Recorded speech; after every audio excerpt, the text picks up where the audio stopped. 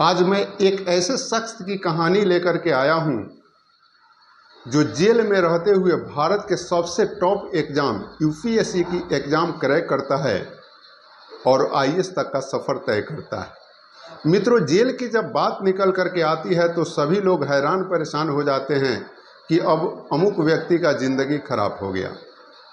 लेकिन जेल जिंदगी खराब करने का चीज़ नहीं बल्कि ज़िंदगी सुधारने का चीज़ होता है। जेल बनाने का मानसिकता यह था कि आपको दुनिया से अलग रखा जाए एक चारदीवारी के अंदर, और उस चारदीवारी के अंदर आप यह सोचें कि आखिर मैं क्या गलती किया हूँ कि यहाँ आकर के बंद हूँ, और आप में सुधार हो। आपराधिक मानसिकता में सुधार करने के लिए ही जेल की व्यवस्था की गई। यहाँ पे कैदी भी अनेक प्रकार के होते हैं। एक कैदी तो वैसे होते हैं कि जुर्म ही उनका जीवनचर्या होता है और उनका जेल आना जाना लगा रहता है। तो कुछ कैदी ऐसे होते हैं कि वह जाने अनजाने में कुछ क्राइम कर बैठते हैं और वह सज़ा काटने लगते हैं। और कुछ कैदी तो ऐसे भी होते हैं जिन्होंने क्राइम किया ही नहीं और निर्दोष में ही उन्हें जेल में बंद कर दिया जाता है। झूठे मुकदमा में फंसा करके उन्हें जेल में बंद कर दिया जाता है।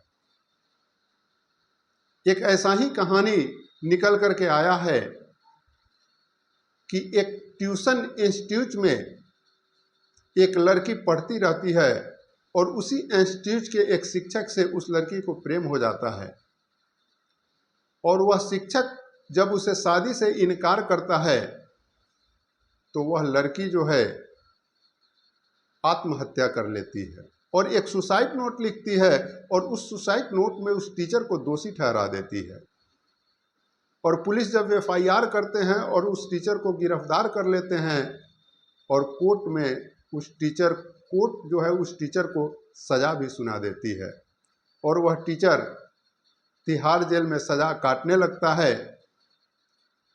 लेकिन उसका हिम्मत जो है नहीं टूटता है और वह यूपीएससी की तैयारी जेल में ही करने लगता है, और जेल से वह यूपीएस कंप्लीट भी करता है, आईएएस भी बनता है। जब यह जानकारी सरकार के पास पहुंचती है, कैदियों के पास पहुंचती है, तो सभी के बीच खुशी का लहर दौड़ जाता है। तो नमस्कार, आदाब, सत श्री अकाल। मैं भागीरथ ठाकुर आज जो आपको कहानी सुनाने जा रहा हूं, यह कहानी राजधानी दिल्ली की है। राजधानी दिल्ली में सुनीता नाम की एक लड़की एक ट्यूशन इंस्टीट्यूट में पढ़ती रहती है। वह कंपटीशन की तैयारी कर रही होती है और मेंस का परीक्षा भी दी हुई होती है, लेकिन पारिवारिक स्थिति बिगड़ने के वजह से उसका पढ़ाई कुछ ब्रेक हो जाता है, और फिर से वह जो है ट्यूशन शुरू करती है। उसका केमिस्ट्री का पढ़ाई जो है कुछ ज़्यादा पीछे रह जाता है और पढ़ाई वह शुरू करती है। तो उस ट्यूशन के ही एक टीचर होते हैं अमित कुमार उर्फ अशोक राय। अमित कुमार उर्फ अशोक राय से सुनीता कहती है कि सर, हमारा केमिस्ट्री का जो है चैप्टर बहुत पीछे रह गया है, अगर आप कुछ अलग से इस पर हमें समय दे तो आपकी बड़ी कृपा होगी। अशोक राय उस लड़की के सुनीता के अनुरोध को स्वीकार कर लेता है और उसे अलग से समय देने का बात कर देता है। अब सुनीता जो है अशोक राय के पास केमिस्ट्री पढ़ने अलग से जाने लगती है, और आते जाते दोनों में बहुत नज़दीकियाँ बढ़ जाती है। समय कटने लगता है। समय आ जाता है 14 अप्रैल 2003 का। 14 अप्रैल 2003 को 11 बजे रात को अचानक सुनीता का तबीयत खराब हो जाता है, और उसका भाई भागा भागा आता है, उसे उठा करके जो है हॉस्पिटल लेकर के जाता है। और वह सुनीता बतलाती है अपने भाई को कि भाई, मैं सल्फास की गोली खा ली हूँ, अब मैं नहीं बचूंगी। और एक नाम बतलाती है अमित। अमित के वजह से मैं आत्महत्या की हूँ। और 2 दिन हॉस्पिटल में रहने के बाद सुनीता का जो है देहांत हो जाता है, वह इस दुनिया को छोड़कर चली जाती है। चूंकि मामला सुसाइड का था, इसलिए पुलिस घर पे आती है और वहाँ सुसाइड एक नोट मिलता है। उस सुसाइड नोट को पुलिस देखती है और उस सुसाइड नोट में सुनीता जो है यह वर्णन की होती है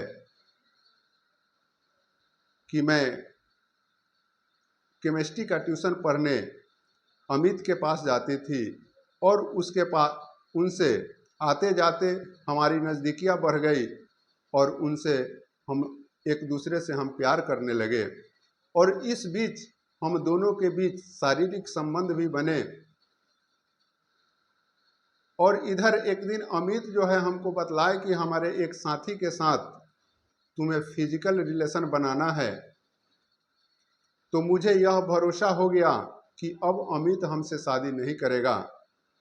मैं इस भरोसे अमित के साथ संबंध बनाती थी कि वह भविष्य में हमसे शादी कर लेगा। और मैं जब मुझे यह महसूस हुआ कि अमित हमसे शादी नहीं करेगा,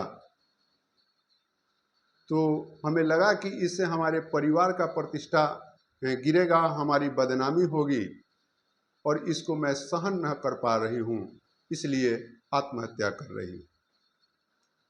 तो इस बात को लिख करके सुनीता जो है आत्महत्या कर लेती है और इसका दोषी अमित उर्फ अशोक राय हो जाते हैं और अशोक राय पर एफआईआर और बलात्कार का केस दर्ज हो जाता है और उन्हें जेल में बंद कर दिया जाता है। लोअर कोर्ट जो है अमित को आत्महत्या करने के उकसाने के जुर्म में 10 साल की सजा और बलात्कार के जुर्म में आजीवन कारावास की सजा सुनाती है। अमित कोर्ट में यह बात कहते रहता है, पुलिस के पास यह बात कहते रहता है, मैंने सुनीता के साथ बलात्कार नहीं किया है, मैं सुनीता के साथ कोई जुर्म नहीं किया है। अगर संबंध बने हैं तो वह सहमति से बना है। लेकिन पुलिस जो है इस बातों पर कोई ध्यान नहीं देती है, कोर्ट इस बातों पर कोई ध्यान नहीं देता है और अमित को सजा मिल जाता है। जब अमित को सजा मिल जाता है तो फिर उस बात की आगे प्रेयर करता है अमित हाई कोर्ट, और इस बीच जो है अमित को तिहाड़ जेल में बंद कर दिया जाता है। जेल में रहते हुए अमित सोचता है कि क्यों ना, अब तो जेल ही हमारा बसेरा हो गया, तो यहीं से कुछ क्यों ना किया जाए। और अमित जो है जेल में ही यूपीएससी की तैयारी शुरू कर देता है।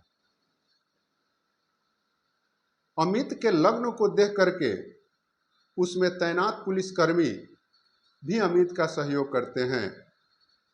कैदी से भी जो भी हो सकता है, कैदी भी यथासंभव अमित का सहयोग करते हैं और जेल के लाइब्रेरी को अमित जो है अपना आशियाना बना लेता है और वहीं पे बैठ करके अपना तैयारी शुरू कर देता है।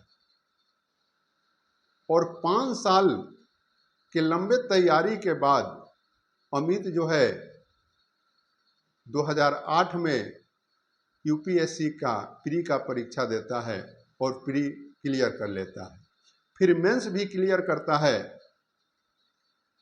और इंटरव्यू भी क्रैक कर लेता है। और 2009 में रिजल्ट आता है तो बहुत ही अच्छा रैंक जो है अमित को मिलता है और जेल में तमाम लोग खुश हो जाते हैं, चाहे वह कैदी हो, चाहे वह पुलिस अधिकारी हो या पुलिस कर्मी हो, सभी लोग खुशी हो जाते हैं अमित के इस कामयाबी पर। लेकिन यह खुशी ज़्यादा देर की नहीं होती है, क्योंकि अमित जेल में बंद होता है। वो आईएएस कैसे बन सकता था? अब जो है सरकार इस पर सुधि लेती है और सरकार फील्ड बैक लेती है अमित का और एक कोर्ट में अर्जी दायर करती है कि अमित 5 साल तक जेल में बंद रहा, अमित का सारा व्यवहार अच्छा रहा, अमित जो है एक उदाहरण पेश किया है उन तमाम कैदियों के लिए कि वह जेल में रहते हुए भारत के सबसे टॉप एग्जाम को क्रैक किया है, इसलिए इसको जेल से रिहा कर देना चाहिए। हाई कोर्ट जो है सरकार के इस बात पर विचार करती है, इस बात को देखती है और हाई कोर्ट यह कहती है कि अमित के वजह से सुनीता आत्महत्या की है, लेकिन डायरेक्ट दोषी इसमें अमित नहीं है, क्योंकि सुनीता के सुसाइड की जानकारी अमित को नहीं था। सुनीता के साथ संबंध बने हैं, लेकिन वह बलात्कार नहीं कहा जा सकता, क्योंकि वह सहमति से संबंध बने थे। और इन तमाम दलीलों को देते हुए कोर्ट जो है अमित को बाइज्जत रिहा कर देती है और इस तरह से भारत के सबसे टॉप एग्जाम को क्रैक करते हुए जेल में रहते हुए ही अमित जो है आईएएस तक का सफर तय करते हैं। ऐसी जज्बा जो है कैदी अपना दिखाते हैं और जेल में रहकर जीवन भी संवारते हैं।